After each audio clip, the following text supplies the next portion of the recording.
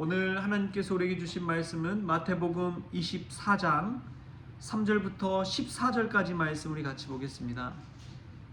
마태복음 24장 3절부터 14절까지 말씀 우리 같이 한 목소리로 읽겠습니다. 예수께서 감람산 위에 앉으셨을 때에 제자들이 조용히 와서 이르되 우리에게 이르소서 어느 때에 이런 일이 있겠사오며 또 주의 임하심과 세상 끝에는 무슨 징조가 있사오리이까? 예수께서 대답하여 이르시되 너희가 사람의 미혹을 받지 않도록 주의하라. 많은 사람이 내 이름으로 와서 이르되 나는 그리스도라 하여 많은 사람을 미혹하리라. 난리와 난리 소문을 듣겠으나 너희는 삼가 두려워하지 말라. 이런 일이 있어야 하되 아직 끝은 아니니라. 민족이 민족을 나라가 나라를 대적하여 일어나겠고 곳곳에 기근과 지진이 있으리니 이 모든 것은 재난의 시작이니라. 그때에 사람들이 너희를 환난에 넘겨주겠으며 너희를 죽이리니 너희가 내 이름 때문에 모든 민족에게 미움을 받으리라. 그때에 많은 사람이 실족하게 되어 서로 잡아주고 서로 미워하겠으며 거짓 선지자가 많이 일어나 많은 사람을 미혹하겠으며 불법이 성함으로 많은 사람의 사랑이 식어지리라. 그러나 끝까지 견디는 자는 구원을 얻으리라. 이 천국 복음이 모든 민족에게 증언되기 위하여 온 세상에 전파되리니 그제야 끝이 오리라. 아멘. 할렐루야.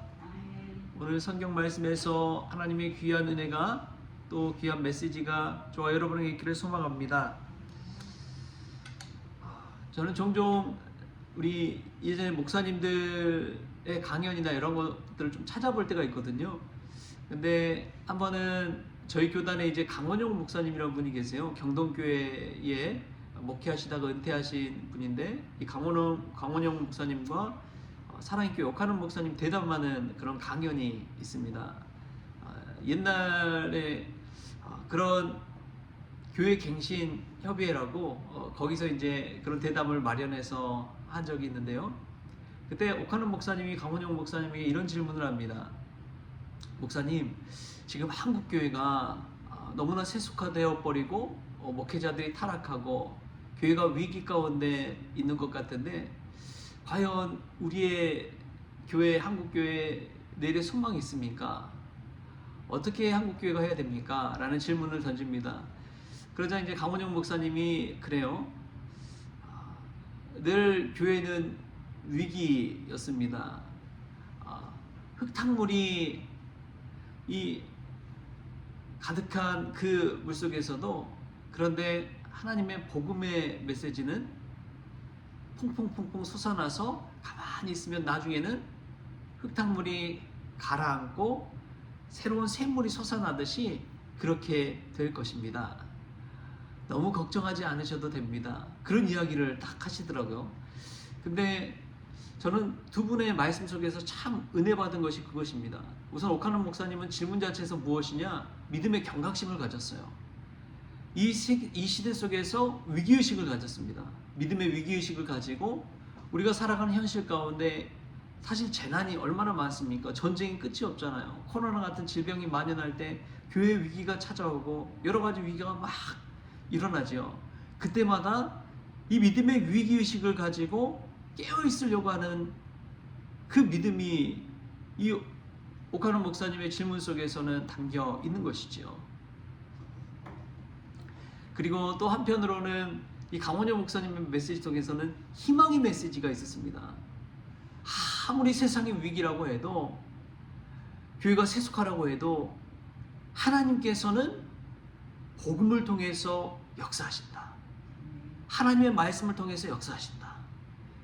하나님의 말씀이 살아있기 때문에 교회는 아직도 희망이 있다. 아무리 교회와 교인들이 타락한다고 해도 하나님의 역사는 지금도 일어나고 있다. 이런 선언 아닙니까?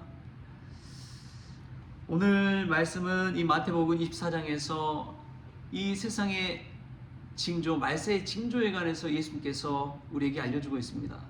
근데 지금도 보면은 얼마나 이 징조가 그대로 드러나고 있는지 몰라요.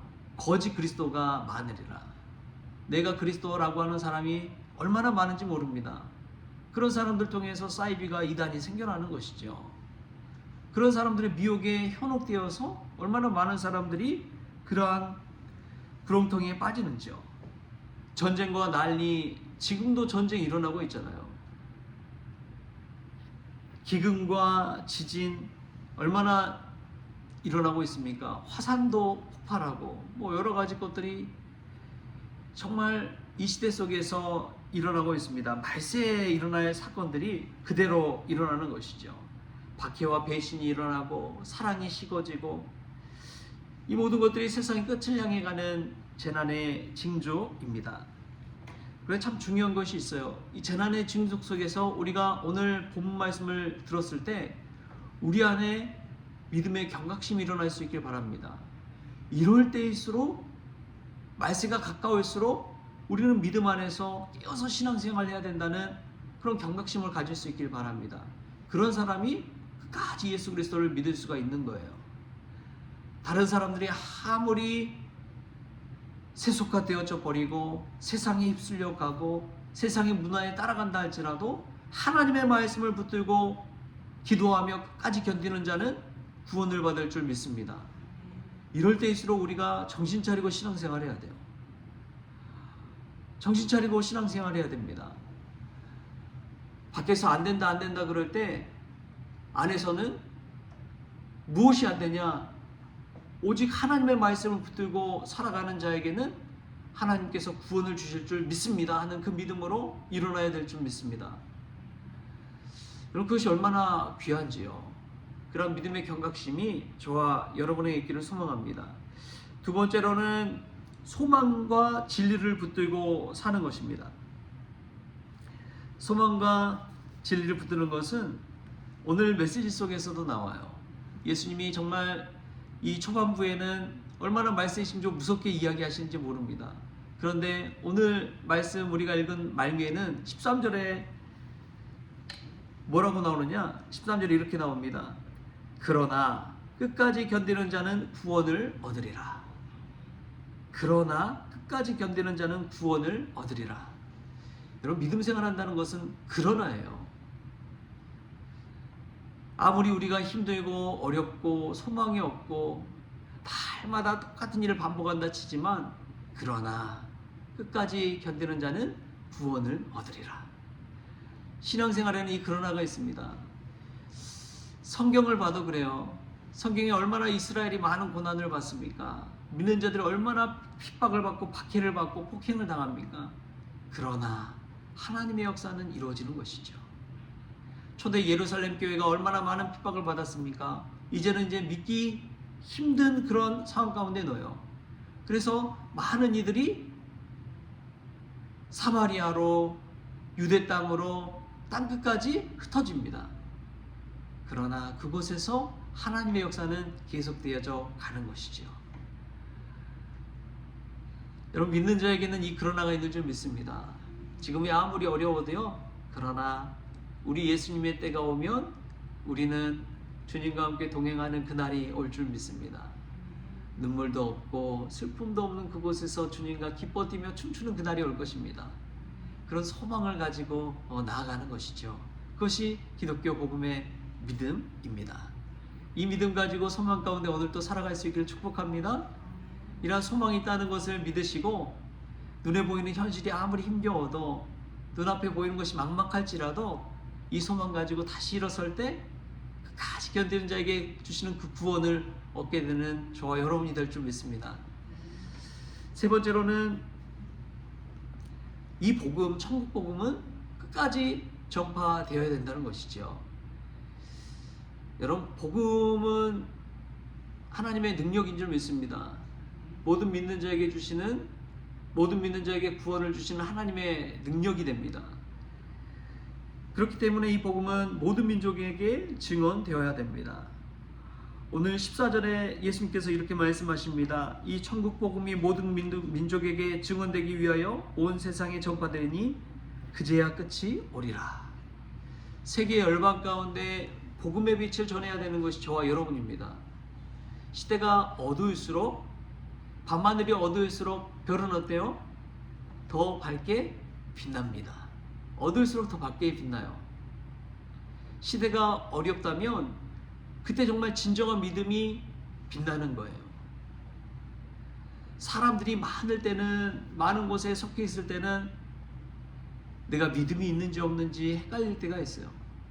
그런데 고난이 닥치고 내 스스로 어찌할 수 없어서 하나님의 성전에 우두커니 혼자 나와서 눈물 뿌리며 기도할 때, 그때 우리의 믿음이 드러나는 것입니다. 다 같이 예배할 때는 잘 모르겠어요.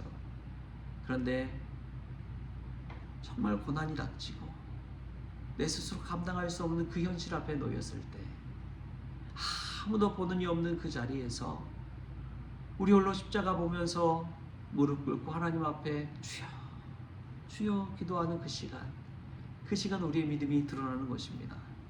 우리의 믿음이 빛나는 것이지요. 그런 사람은 견디더라고요. 끝까지 버티더라고요. 주여 주여 부르는 자에게 하나님께서 구원의 능력을 주시고 버틸 힘을 주시고 인내할 수 있는 그러한 인내력을 주시는 줄 믿습니다. 오늘 마음이 힘드신 분이 있습니까? 낙심한 분이 있습니까? 주님 앞에서 주의 이름을 부르며 기도하십시다. 그때에 온 세상에 복음을 전할 수 있는 그 천국 복음의 능력이 우리 가운데 임해서 버틸 힘을 주시고 소망의 빛을 주실 줄 믿습니다. 그러한 복음 전도자들 다 될 수 있기를 축복합니다. 바울이 늘 힘을 얻을 수 있었던 것은 그 복음 전하면서 힘을 얻었어요. 박해도 받고 매도 맞고 이 돌팔매질도 당하고 죽을 위기도 여러 번 겪었지만, 근데 복음 전할 때 사람들이 변화돼가는 그 모습을 통해 은혜를 받고 사람들이 거듭나는 것을 보고 살아계신 하나님을 체험하게 되고, 끝까지 인내하며 복음 증거할 때 교회가 세워져 가는 것들을 보면서 큰 은혜를 받게 되는 것이죠. 저는 오늘 이 말씀을 전하면서도 우리 성공교회가 그러한 은혜를 입었으면 참 좋겠다, 우리 성도들이 이러한 은혜를 입었으면 참 좋겠다는 생각이 듭니다. 여러분 힘들 때에 오늘 말씀을 붙드시고 아무리 재난이 닥치고 어려움이 닥쳐도 끝까지 천국 복음을 마음에 붙들고 복음 전도자로 살 때 소망의 빛이 있다는 것 기억하시고, 그런 일에 쓰임받는 저와 여러분 될 수 있기를 축복합니다. 저와 여러분이 복음의 통로, 축복의 통로가 될 수 있기를 바랍니다. 그때 예수님 말씀대로 우리는 주님과 동행하며 주님 곁에서 이 영생 복락 누리는 귀한 믿음의 성도가 될 줄 믿습니다. 그러나 내가 저와 여러분의 있기를 좋으신 예수님의 이름으로 축원합니다. 오늘 세 가지를 얘기했습니다. 첫 번째로 믿음의 경각심을 가져야 됩니다. 두 번째는 소망과 진리를 붙들어야 됩니다. 세 번째로는 천국 복음 세상 모든 것에 전파되는 전도자들이 되어야 합니다. 그때에 이 말씀 가운데 동참하는 저와 여러분이 되는 것이죠. 이 말씀 생각하시면서 오늘 또 믿음 안에 승리하기를 주님의 이름으로 축복합니다. 기도하시겠습니다. 좋으신 하나님 감사합니다. 우리가 살면서 얼마나 많은 위기 가운데 놓이는지요. 생각지도 못한 일들이 우리에게 닥칠 때가 있습니다. 감당하기 힘들어서 주저앉을 때도 있습니다. 하나님, 세상 많은 사람들이 세상의 풍조에 휩쓸려 갈 때도 있습니다. 그때마다 믿음의 경각심을 가지고 깨어있게 하여 주옵소서. 미혹되지 않게 하여 주시옵소서. 재난 가운데서도 십자가 붙들게 하여 주옵소서. 그때에 끝까지 견디는 자는 구원을 얻으리라는 그 소망을 저희들 붙들고 나아가게 하여 주시고, 무엇보다도 천국 복음을 전파할 수 있는 믿음의 전도자들 될 수 있도록 주여 주장하여 주옵소서. 오늘도 그러한 자로 불러주심에 감사하며 예수님의 이름으로 기도하옵나이다. 아멘. 우리 주님이 가르치는 기도로 오늘 새벽 기도를 마치겠습니다. 하늘에 계신 우리 아버지여, 이름이 거룩히 여김을 받으시오며 나라가 임하시오며 뜻이 하늘에서 이루어진 것 같이 땅에서도 이루어지이다. 오늘 우리에게 일용할 양식을 주시옵고 우리가 우리에게 죄 지은 자를 사하여 준 것 같이 우리 죄를 사하여 주시옵고 우리를 시험에 들게 하지 마시옵고 다만 악에서 구하시옵소서. 나라와 권세와 영광이 아버지께 영원히 있사옵나이다. 아멘.